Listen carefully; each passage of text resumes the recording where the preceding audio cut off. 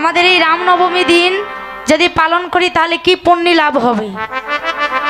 শাস্ত্রে বললেন যদি রামনবমী ব্রত কেউ পালন করে তাহলে তার আর কখনো মাতৃজঠরে জন্ম হয় না, তার আর কখনো এই পৃথিবী লোকে জন্ম হয় না, সেই বৈকুণ্ঠ ধাম প্রাপ্তি হয়।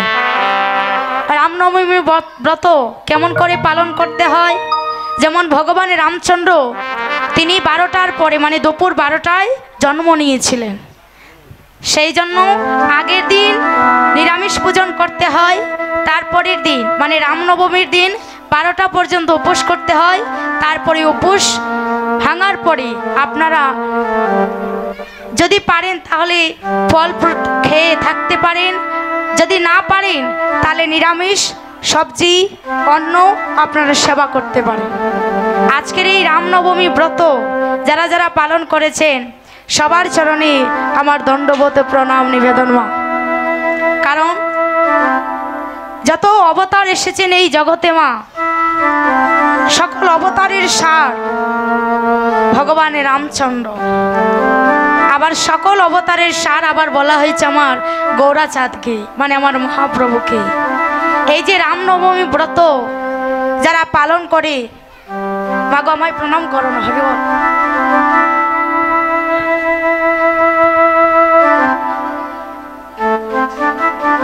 শাস্ত্রে বলছেন আজকের এই রামনবমী ব্রত কিভাবে পালন করবি, যে প্রথমেই ভগবানের রামচন্দ্রের চরণেই তুলসী অর্পণ করবে, আর কার চরণে? লক্ষণের চরণে। যাদের ঘরে ভগবানের রামচন্দ্র সীতা সহ লক্ষণ বা হনুমান সহ যাদের চিত্রপট ঘরে আছে, আজকের এই দিনে মা, আজকে না হয় সন্ধ্যাবেলায় একটু তাদেরকে পঞ্চপ্রদীপ দেখাবে। কারণ শাস্ত্রে বলা হচ্ছে যে ভগবানকে যেভাবে ভজনা করে ভগবান কিন্তু তাকে সেইভাবেই সন্তুষ্ট করে থাকে। আজকের এই পুণ্যবান দিনে এত বড় হরিবাসরে আজকে আমরা সাধুসঙ্গ করতে বসেছি মা, আমাদের বড় ভাগ্যবান মনে হচ্ছে। আজকের এই হরিবাসরে বসে যারা ভগবানকে ডাকতে পারবে আজকের এই দিনে, আমার মনে হয় ভগবান কোনোদিন তাকে তার চরণ ছাড়া করবে না। এই যে রামনবমী ব্রত, এই রামনবমী ব্রত যারা অযোধ্যায় বাস করে মা, তাদের জন্য তো বড় সুখের দিন। কারণ এই রামনবমী তিথি আবার এই চৈত্র মাসে কি চলছে, এই চৈত্র মাসে কিন্তু বাসন্তী পূজা চলছে মা। এই বাসন্তী পূজা সর্বপ্রথমে করেছিলেন কে? আমাদের এই পৃথিবীকে সর্বপ্রথম এই বাসন্তী পূজা করেছিলেন মহারাজ সুরত।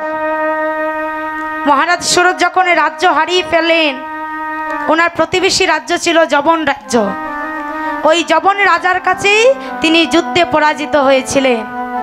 তখন সব কিছু হারিয়ে তিনি মেয়াদ ঋষির কাছে গিয়েছিলেন, আর ওই মেয়াদ ঋষির কাছে আরেকজন সন্ন্যাসী আসলেন, তিনিও এইভাবে রাজ্য সুখে তিনিও সন্ন্যাসী হয়েছিলেন। ওই মেয়াদ ঋষির কাছে মহারাজ সুরত গিয়ে বলেছিল যে আমি কি করব, আমি যতই তোমার এই আশ্রমে থাকছি কিন্তু আমার রাজ্যের মনোবাসনা আমার মন থেকে যাচ্ছে না। তখন বলেছিলেন যে তুমি দেবী দুর্গার, তুমি দেবী মহামায়ার আরাধনা করো, তবে তুমি তোমার হারানো রাজ্য ফিরে পাবে। তখন ওই মহারাজের সুরত তিনি সর্বপ্রথম আমাদের এই পৃথিবী লোকে বাসন্তী পূজা করেছিলেন। তারপরে কে করলো?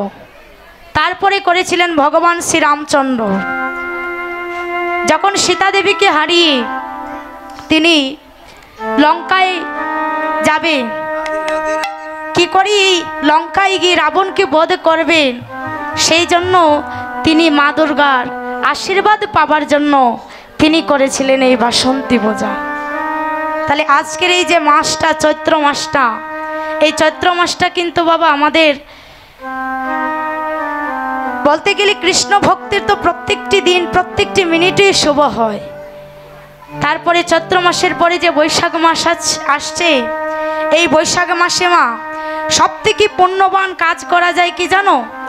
এই বৈশাখ মাসে যদি কেউ তুলসী গাছে যদি জল দান করতে পারে, এই বৈশাখ মাসে দেখবেন যত ভূমি আছে মাটি আছে সবে ফাটল ধরে, তুলসী মেদিতেও দেখবেন অনেক সময় ফাটল ধরে।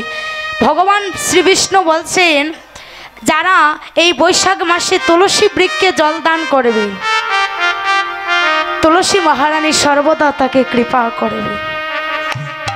জানো তো মা, এই যে আমরা কণ্ঠে তুলসী বৃক্ষ মালা আমরা পরিধান করে আছি, অনেকেই আবার পরিধান করেনি। এই যে চৈত্র মাস যাবে, বৈশাখ মাস যাবে, জ্যৈষ্ঠ মাস আসবে না, তখনই দেখবে আকাশে অনেক বজ্রপাত হবে।